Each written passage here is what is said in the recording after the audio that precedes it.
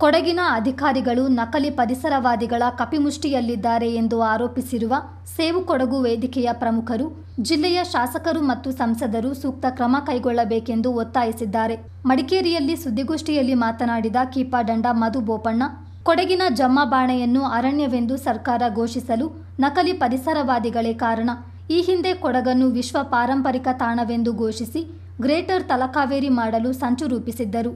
ಜಿಲ್ಲೆಯನ್ನು ಪರಿಸರ ಸೂಕ್ಷ್ಮ ವಲಯವೆಂದು ಘೋಷಿಸಲು ನಡೆಸಿದ ಪ್ರಯತ್ನವು ವಿಫಲವಾಯಿತು. ರಸ್ತೆ, ರೈಲು, ಹೆದ್ದಾರಿ ಸೇರಿದಂತೆ ಜಿಲ್ಲೆಯಲ್ಲಿ ನಡೆಯುವ ಅಭಿವೃದ್ಧಿ ಕಾರ್ಯಗಳಿಗೆ ನಿರಂತರವಾಗಿ ಅಡ್ಡಿಪಡಿಸುತ್ತಲೇ ಇದ್ದಾರೆ. ವಾಣಿಜ್ಯ ಉದ್ದೇಶಕ್ಕೆ ಭೂ ಪರಿವರ್ತನೆ ಮಾಡಿಸುವಲ್ಲಿ ಅಧಿಕಾರಿಗಳನ್ನು ಅಕ್ರಮ ಚಟುವಟಿಕೆಗಳಿಗೆ ಬಳಸಿಕೊಳ್ಳಲಾಗ್ತಿದೆ. ಇತ್ತ ಜನಸಾಮಾನ್ಯರ ಕೆಲಸ ಕಾರ್ಯಗಳ ಬಗ್ಗೆ ಅಧಿಕಾರಿಗಳು ಕ್ಯಾರೆ ಎನ್ನುತ್ತಿಲ್ಲ ಎಂದು ಗಂಭೀರ ಆರೋಪ ಮಾಡಿದರು. ನಕಲಿ ಪರಿಸರವಾದಿಗಳ ವಿರುದ್ಧ ಶಾಸಕರಾದ ಮಂಥರ್ಗೌಡ, ಎಎಸ್ ಪೊನ್ನಣ್ಣ ಹಾಗೂ ಸಂಸದ ಯದುವೀರ್ ಒಡೆಯರ್ ಸೂಕ್ತ ಕ್ರಮ ಕೈಗೊಳ್ಳುವ ಮೂಲಕ ಜಿಲ್ಲೆಯ ಅಧಿಕಾರಿಗಳನ್ನು ಅವರ ಕಪಿಮುಷ್ಟಿಯಿಂದ ಬಿಡುಗಡೆಗೊಳಿಸಿ ಜನರ ಸಮಸ್ಯೆಗಳಿಗೆ ಸ್ಪಂದಿಸುವಂತೆ ಮಾಡಬೇಕೆಂದು ಮಧು ಬೋಪಣ್ಣ ಮನವಿ ಮಾಡಿದರು. ಕೊಡಗಿನಲ್ಲಿ ಪರಿಸರ ನಾಶವಾಗ್ತಿದೆ. ನಾಶವಾಗುವುದರಿಂದ ಕೊಡಗಿನ ಕಾವೇರಿ ಜಲಾನಯನ ಪ್ರದೇಶ ಏನಿದೆ, ಕಾವೇರಿ ಮತ್ತು ಅದರ ಉಪನದಿಗಳು, ಈ ಪರಿಸರ ನಾಶದಿಂದ ಮಳೆ ಕಡಿಮೆ ಆಗಿಬಿಟ್ಟು ಕಾವೇರಿಯಲ್ಲಿ ನೀರು ಕಡಿಮೆ ಆಗ್ತಿದೆ.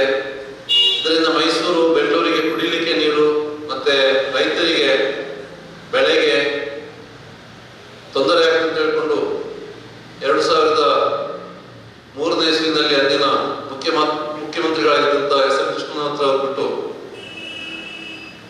ಗ್ರೇಟರ್ ತಲಕಾವೇರಿ ಹೇಳುವಂತ ಒಂದು ಯೋಜನೆಯನ್ನ ತರಬೇಕು ಅಂತ ಹೇಳ್ಕೊಂಡು ಪ್ರಸ್ತಾವನೆಯನ್ನ ಕಳಿಸಿದ್ರು.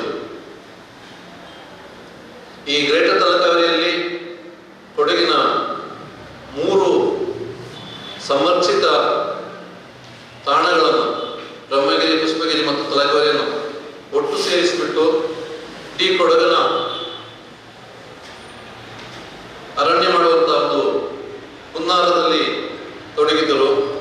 ಇದನ್ನು ಸಹ ನಾವು ತೀವ್ರವಾಗಿ ವಿರೋಧಿಸಿ ಇದಕ್ಕೆ ತಡೆ ಹಿಡಿಯುವ ಕೆಲಸವನ್ನ ಮಾಡಿದ್ದೀವಿ.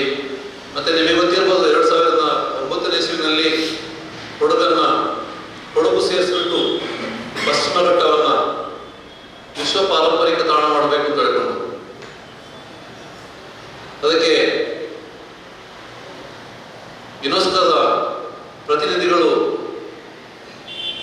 ಪಶ್ಚಿಮ ಘಟ್ಟಕ್ಕೆ ಸೇರುವಂತ ರಾಜ್ಯಗಳಿಗೆ ಭೇಟಿ ನೀಡಿ ಕೊಡಗಿನಲ್ಲಿ ಇದಕ್ಕೆ ವಿರೋಧವಿದೆ ಅಂತ ಹೇಳ್ಕೊಂಡು ತಿಳಿದಿದ್ದಂತ ಈ ನಕಲಿ ಪರಿಸರಗಳು ಈ ಯುನೆಸ್ಕೋ ತಂಡವನ್ನ ಜನರಿಗೆ ಗೊತ್ತಿಲ್ಲದಂತೆ ಕರ್ಕೊಂಡು ಬರುವಂತ ಒಂದು ವ್ಯವಸ್ಥೆ ಮಾಡಿದ್ರು. ಎಲ್ಲ ಕಡೆ ಅವರು ಹೋಗಿದ್ರು, ಕೊಡಗಿಗೆ ಬರುವಾಗ ಯಾರಿಗೂ ತಿಳಿಸಲಿಲ್ಲ. ಯುನೆಸ್ಕೋ ವಿಶ್ವ ಪಾರಂಪರಿಕ ಪಟ್ಟಿಗೆ ಸೇರ್ಬೇಕಾದ್ರೆ ಸ್ಥಳೀಯ ಜನರ ಅದಕ್ಕೆ ಅನುಮತಿ ಬೇಕು.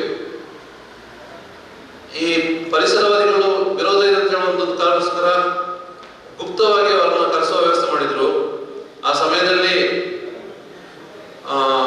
ಎ.ಕೆ. ಸುಬ್ಬಯ್ಯನವರು ನಮ್ಮ ಪ್ರಮುಖರಾದಂಥ ಪಿ.ಟಿ. ದಿನೇಶ್ ಅವರಿಗೆ ಕರೆ ಮಾಡಿಬಿಟ್ಟು, ಹೀಗೆ ಯುನೆಸ್ಕೋ ಟೀಮ್ ಬರ್ತಾ ಇದೆ, ಯಾರಿಗೂ ತಿಳಿಸಿಲ್ಲ, ಯುನೆಸ್ಕೋ ಟೀಮ್ ಬಂದ್ಬಿಟ್ಟು ಭೇಟಿ ಮಾಡಿ ಕೊಡಗನ್ನ ವಿಶ್ವ ಪಾರಂಪರಿಕ ತಾಣಕ್ಕೆ ಸೇರಿದ್ರೆ ಕೊಡಗಿನ ಜನರ ಹಣೆಬರ ಒಂದು ಮುಗಿದಂತೆ ಆಗ್ತದೆ, ಆದ್ದರಿಂದ ಅದನ್ನು ವಿರೋಧಿಸಬೇಕು ಅಂತ ಹೇಳ್ಕೊಂಡು ಕೇಳಿಕೊಂಡ ಮೇರೆಗೆ ದಿನೇಶ್ನವರು ಕೊಡಗಿನ ಎಲ್ಲ ರಾಜಕೀಯ ಪಕ್ಷದ ಮುಖಂಡರು, ರೈತ ಸಂಘಟನೆಗಳನ್ನ ಸೇರಿಸ್ಬಿಟ್ಟು ಆ ತಂಡ ಕೊಡಗಿಗೆ ಬಂದಾಗ ಅವರಿಗೆ ಮನವಿಯನ್ನು ಕೊಟ್ಬಿಟ್ಟು ಈ ಡೋಂಗಿ ಪರಿಸರವಾದಿಗಳ ಏನು ಕಪಟವನ್ನ ಅವರು ನಡೆಸಿದ ಕೃತ್ಯಗಳ ಒಂದು ದೊಡ್ಡ ಫೈಲೇ ದಿನೇಶ್ನವರ ಇತ್ತು. ಅದನ್ನ ಆ ತಂಡಕ್ಕೆ ಕೊಟ್ಟುಬಿಟ್ಟು ಅವರ ಹಿಂದಕ್ಕೆ ಹೋಗ್ಬಿಟ್ಟು ಸ್ಥಳೀಯ ಜನರ ಸಹಕಾರ ಇಲ್ಲದಿದ್ರೆ ನಾವು ವಿಶ್ವ ಪಾರಂಪರಿಕ ಪಟ್ಟಿಗೆ ಸೇರಿಸೋದನ್ನು ಹೇಳ್ಕೊಂಡು ಅವರು ಲಿಖಿತ ಉತ್ತರವನ್ನು ಸಹ ಕೊಟ್ಟಿದ್ದಾರೆ. ನಿಮ್ಗೆ ಗೊತ್ತಿರ್ಬೋದು,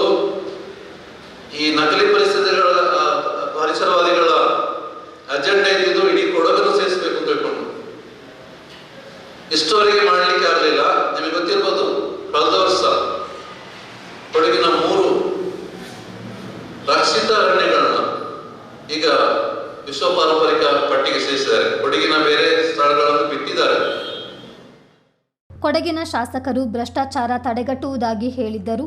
ಇಲಾಖೆಗಳಲ್ಲಿ ಭ್ರಷ್ಟಾಚಾರ ನಡೆಯುತ್ತಲೇ ಇದೆ ಎಂದು ಬಿದ್ದಟಂಡ ದಿನೇಶ್ ಆರೋಪಿಸಿದರು. ಹಿಂದೆ ಜಾಸ್ತಿ, ಈಗಿನ 3 ಪ್ರತಿನಿಧಿಗಳು ಸೂಕ್ತ ಪ್ರತಿನಿಧಿಗಳಾಗಿ ಕಾರ್ಯನಿರ್ವಹಿಸುತ್ತಿದ್ದಾರೆ. ಈ ಕಳೆದ 30 ವರ್ಷದಿಂದ ಈ ಕಾರ್ಪೊರೇಟ್ ರಿಸಾರ್ಟ್ಗಳಿಗೆ ಜಾಗ ಮಾಡಿಕೊಡುವುದು, ಅದರಲ್ಲಿ ಕಮಿಷನ್, ಮತ್ತೆ ಅವರ ಎಲ್ಲ ಪರಿವರ್ತನೆ, ಅವರ ಹೆಸರಿಗೆ ರೆಕಾರ್ಡ್ ಮಾಡೋದು, ಅದರಲ್ಲೆಲ್ಲ ಅವರಿಂದ ದೊಡ್ಡ ಮೊತ್ತದ ಹಣನ ಅಧಿಕಾರಿಗಳಿಗೆ ಕೊಡಿಸುವುದು. ಆ ಅಧಿಕಾರಿಗಳನ್ನ ಇವರು ಹೇಳಿದಾಗೆ ಕೇಳಿಸ್ಕೊಳ್ಬೇಕು. ಇದರಲ್ಲಿ ಜನಗಳ ಕೆಲಸನ ಮಾಡಲಿಕ್ಕೆ ಅಧಿಕಾರಿಗಳಿಗೆ ಇಂಟ್ರೆಸ್ಟ್ ಇರೋದ ತರದಲ್ಲಿ ಅವರು ಈ ಡೋಂಗಿ ಪರಿಸರವಾದಿ ನಡೆಸ್ತಾರೆ. ಸುದ್ದಿಗೋಷ್ಠಿಯಲ್ಲಿ ಸೇವು ಕೊಡಗು ವೇದಿಕೆಯ ಪ್ರಮುಖರಾದ ಬಿದ್ದಟಂಡ ಜಿನು ನಾಣಯ್ಯ, ಎನ್ಎಸ್ ಉದಯಶಂಕರ್ ಹಾಜರಿದ್ದರು.